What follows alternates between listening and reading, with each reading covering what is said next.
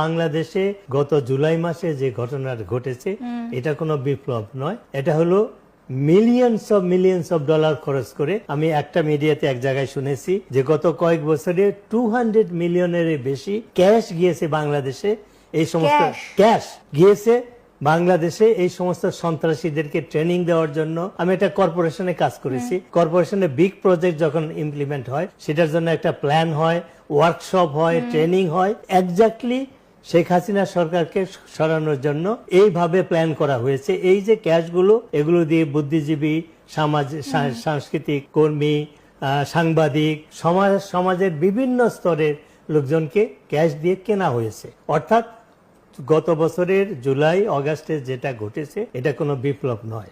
এবং এর ভিতরে সেনাবাহিনী, আমলা, সবাই কিছু না কিছু এরা জড়িত ছিল, সবাই মিলে এই ষড়যন্ত্র করেছে। এবং এটা কিভাবে করেছে?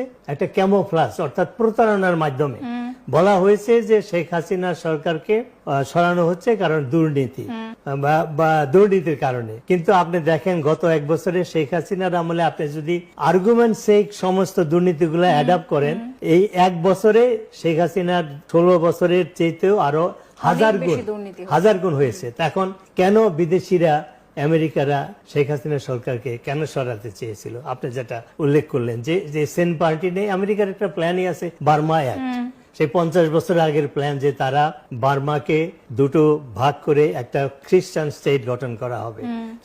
এবং এখন যেটা আমেরিকার মেইন প্রশ্ন সেটা হলো যে চায়না তাদের একটা কম্পিটিটর, তাদের প্রতিদ্বন্দ্বী। সে অর্থনৈতিক ব্যাপারে চায়না সুপার পাওয়ার হতে যাচ্ছে, মিলিটারিলি তারা সুপার পাওয়ার হতে যাচ্ছে। কাজেই সাবকন্টিনেন্ট বা এশিয়াতে আমেরিকা মনে করে চায়না তাদের প্রতিদ্বন্দ্বী।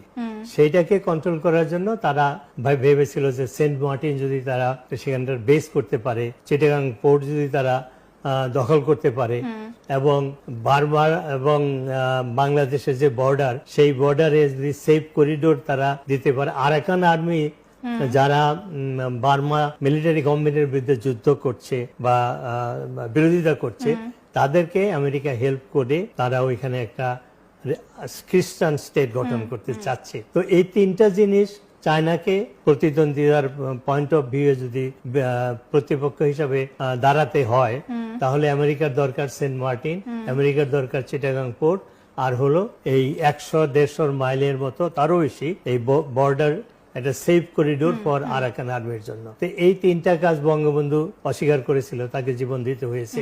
শেখ হাসিনা নিজে ইন্টারভিউয়ে বহুবার উল্লেখ করেছে যে আমাকে অফার দেওয়া হয়েছে